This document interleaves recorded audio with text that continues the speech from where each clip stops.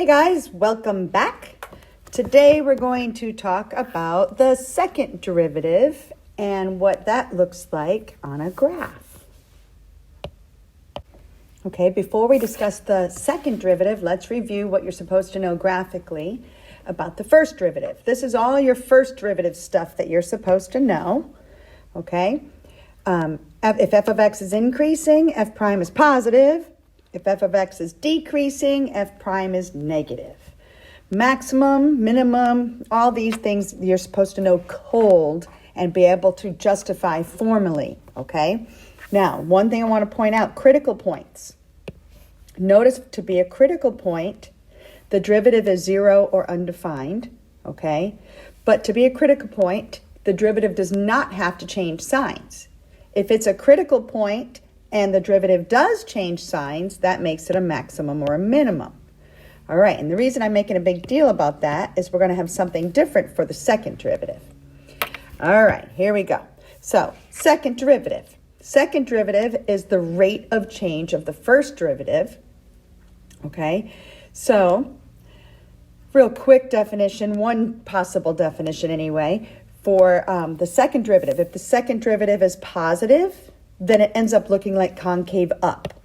This would be approximately here. You can't really tell where it changes, but approximately it starts about here-ish. And this is concave up.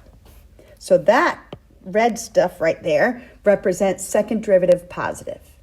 Okay? In blue, concave down.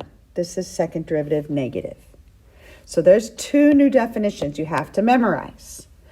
Okay. So concave up looks like an upright parabola, upwards parabola. Concave down looks like a negative parabola. Okay, but where the concavity changes, where it goes from concave down to concave up, where exactly does that change? That point right there has to be estimated. You can't really tell exactly where it changes with this information. And that point where the concavity changes, that's going to be called an inflection point. Inflection point. We'll get to that again in a minute. All right, so just to make sure you understand what concavity means, let's see if you can visualize each of these. Okay, let's try to sketch a piece of a curve, visualize a piece of a parabola, half of a parabola, that is described in each of these cases. So we want it to be increasing, which means going uphill, but concave up. Increasing concave up, uphill would be this, but now change the concavity to hold water, and it would be this. That's a piece of a curve that is both increasing and concave up. Decreasing and concave up. Decreasing downhill, now change the concavity. This would be decreasing concave up. Except actually, technically, I'm a little bit wrong because I went a little too far right there. There we go.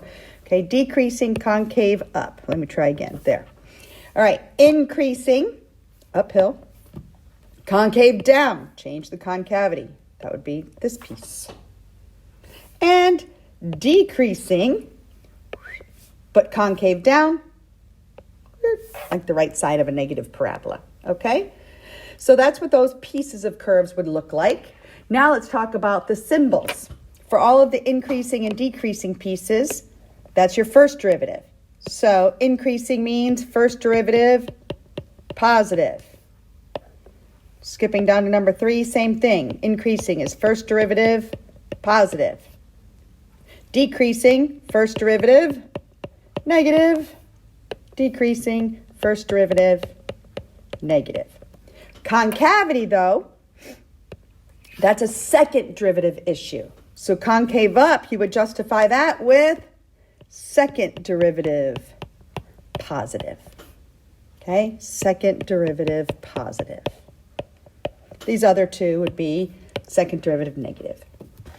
All right, now we're going to look at an alternate definition for concave up and concave down. Right now, the one that I usually go to first is just the second derivative definition, but there is another definition that is sometimes useful. Okay, let's look at this again. Concave up, we know, we've already discussed, that is approximately from here to here, right? Okay, well now let's describe let's try to get to this other definition, okay? Let's look at the derivatives, the slope of this graph. The derivative here is negative. The derivative here is 0. The derivative here is positive. My derivatives are going from small to bigger. They're going from a negative to a positive. My derivatives are going from small to bigger. My derivatives are increasing. So the other definition for concave up is first derivatives increasing. Okay? And for concave down, first derivatives decreasing. Because in this region, my derivatives go from positive to 0 to negative. My derivatives are getting smaller. They are decreasing. So there's two definitions. Now, honestly, for today, the first definition is really what we need to focus on. Okay, so let's see how this would come across in your work today. Oops, I forgot one more definition. For the second derivative, where concavity changes, that spot where it goes from concave down to suddenly concave up, that spot right there is called an inflection point. Okay? Now, unlike a critical point, to be an inflection point, the second derivative has to change signs. For a critical point, the first derivative does not have to change signs. For an inflection point, the second derivative does have to change signs. Now, we'll stress that again a little bit more in another lesson, but I wanted to get those definitions out there right now so you can memorize them. Sorry. All right. So one more graph just to look at it, make sure you get the main idea of just what it looks like. Okay, let's start with part B. Concave up. That would be approximately there-ish and approximately there-ish. Concave down, approximately here, and therefore my inflection points would be approximately here and here. It's kind of like halfway between where the max and the min is, but this inflection point is very much an estimate, okay? It's where concavity changed. All right, now a sample problem. If this is the original function and they want me to discuss the concavity, then my goal is a second derivative, because it's concavity, second derivative sign chart. Okay, so I may have to repeat myself because I can't tell whether or not I was recording for that entire piece of the problem, so let me walk through this again. Discuss the concavity means I want a second derivative sign chart. Concavity is a second derivative issue. So I'm going to do the first derivative, and that's a product rule. Here's my product rule. So I get this right here is my first derivative, but you wouldn't want to do the second derivative of that the way it is, so I'm going to factor. Can you see that there's an x minus 3 in this group and an x minus 3 in this group? And I'm going to take out, they actually have two of them in common. That's what this is. What's left over from each group goes in parentheses. Well, if I take out one of the x minus 3 or two of the x minus 3's from here, then there'll be one left over. If I take out the x minus 3 from this group, then I'm left with a 3 and an x plus 1. Distribute and combine like terms.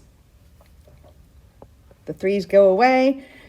1x plus 3x is 4x. This is where we're at right now. This is my first derivative, though. And in order to discuss concavity, I need the second derivative. So now we're going to take that first derivative and do the derivative again. So this is now just the first derivative. Now we have to do the derivative again in order to get the second derivative. And I chose an ugly problem that's time-consuming on purpose. They're not all this time-consuming. Okay, so now we have to do another derivative, another product rule. I have a 4x and an x minus 3 squared. The derivative of the 4x is 4. The derivative of x minus 3 squared is 2. Leave the inside the same and subtract 1 times the derivative of the inside, which is 1. So my second derivative will be 4x times 2 would be 8x times x minus 3. And then 4 times x minus 3 squared. And again, I chose this kind of time-consuming one on purpose. Now that's an easy second derivative, but I'm going to have to set it equal to 0. And since I have to set it equal to 0 to do my sign chart, you're going to want to factor again. Okay, so what can you factor out of each group? Well, I have a 4, and they both have an x minus 3 in common.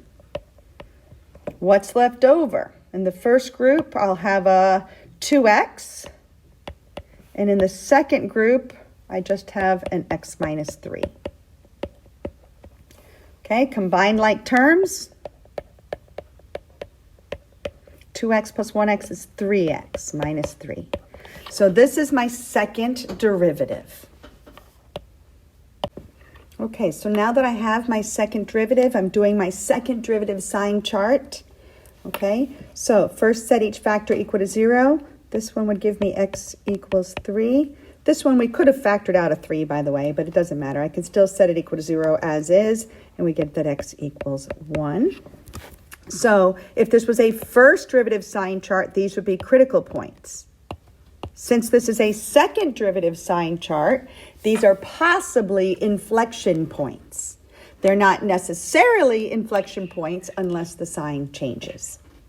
Okay, so we're plugging into the second derivative. We're checking the sign of this. Left of 1, I can use a 0. If I plug in 0, I get negative, negative, so that's a positive. Between 1 and 3, I can plug in a 2. If I plug in a 2, I get a negative and a positive, so that's a negative. And then to the right of 3, I can plug in a 4. If I plug in a 4, I get positive, positive, which is positive. Okay, so what does this tell me? If this is a second derivative sign chart, then my graph of f of x is concave up when the second derivative is positive. So this represents concave up here and here.